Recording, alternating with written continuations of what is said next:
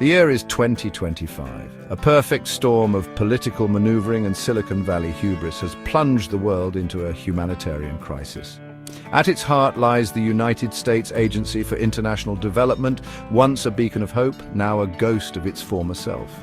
The architect of this disaster, former President Donald Trump with tech mogul Elon Musk.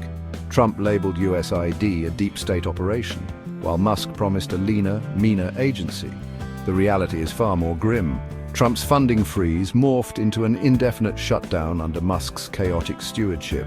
The consequences were immediate and devastating, particularly in Africa, where millions are now in a desperate scramble for survival.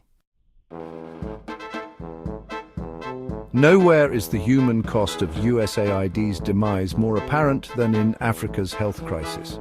The agency's abrupt withdrawal has decimated healthcare systems, leaving a trail of preventable deaths. Maternal health clinics, once havens for expectant mothers, now stand as grim reminders of a bygone era.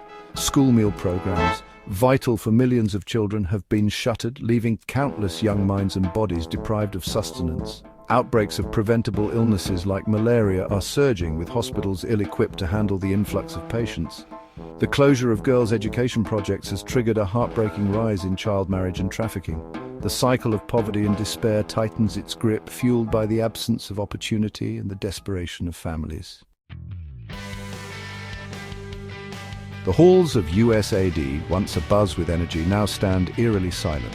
Remaining officials paint a bleak picture of the agency's demise, driven by ideological dogma and disregard for lives at stake. This isn't just a funding cut, one veteran aid worker laments. It's an extinction-level event for the humanitarian sector.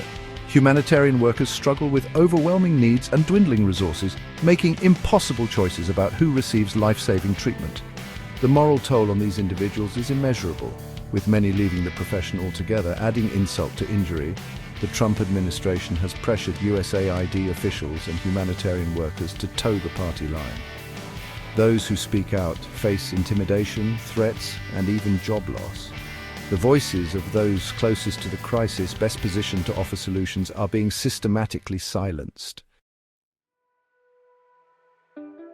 Amidst the despair, a glimmer of hope emerges from an unexpected source. Former Kenyan President Uhuru Kenyatta urges African leaders to view the USAID crisis as a wake-up call.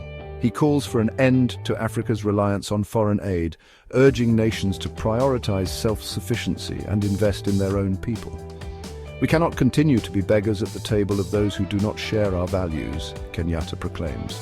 Africa, endowed with vast natural resources and a young, vibrant population, has the potential to chart its own course. Achieving this vision will require a fundamental shift in mindset, strong leadership, and a commitment to good governance and transparency.